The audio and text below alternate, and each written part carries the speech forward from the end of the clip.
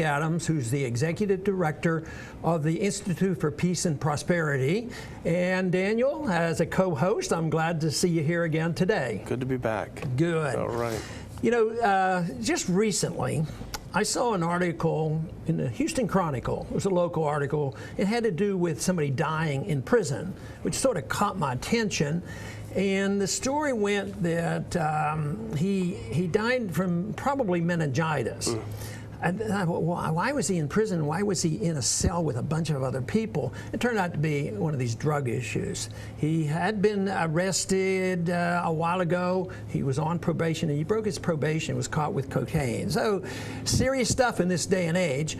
But it raises the question about risk. You know, we know about the drug war and how bad it is, but we also know how serious drugs can be.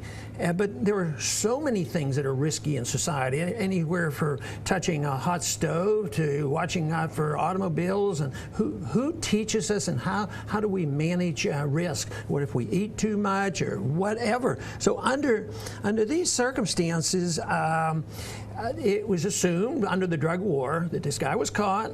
Then he broke his parole. At the end of the year, he was thrown in prison.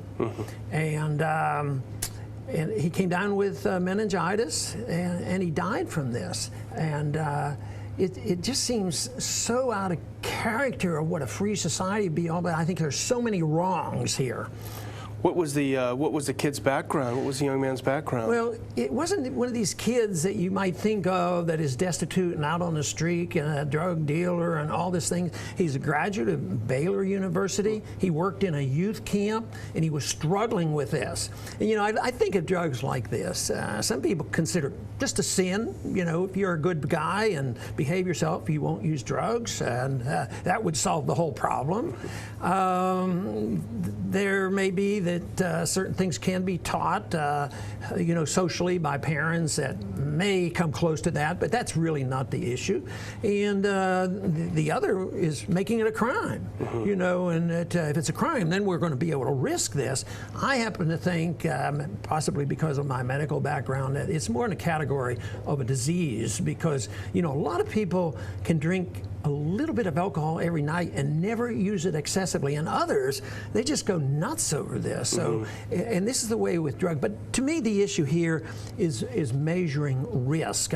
But here, this guy, not even 28 years of age, and he never committed a violent crime. Of course, it makes our case for just doing away, you know, with the drug laws and the war on drugs. So throwing him in jail almost was a death penalty in a way. He caught some horrible disease. I think that's a good comparison. And, you know, in many ways, all human beings have shortcomings. Nobody's perfect.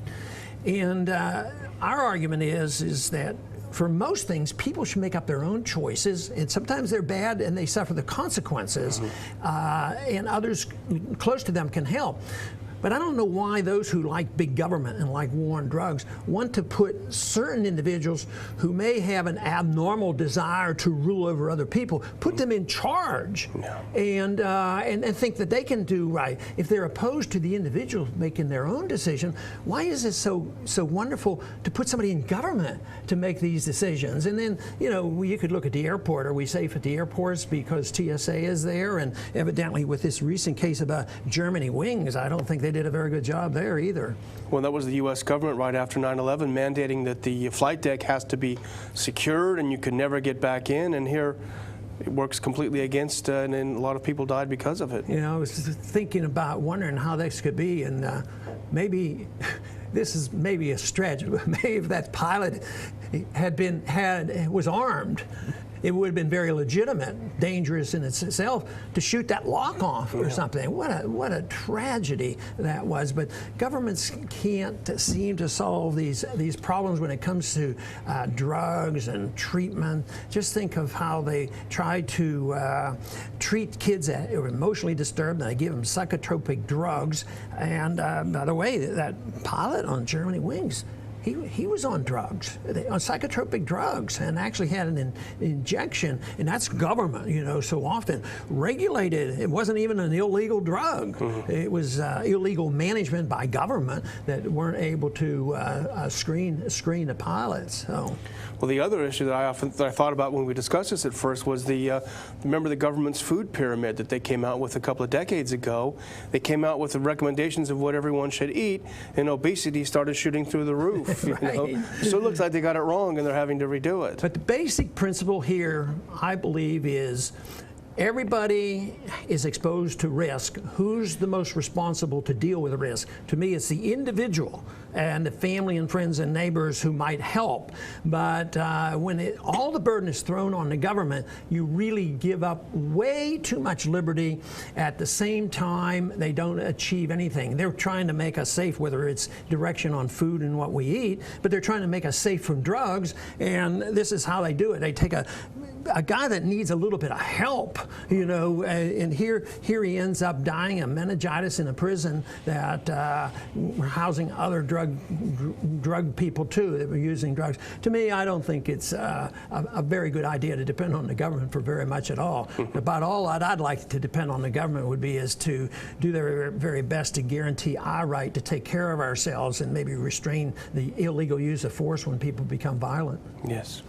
Anyway, I'd like to thank everybody for tuning in today to the Ron Paul Liberty Report, and come back and visit us soon.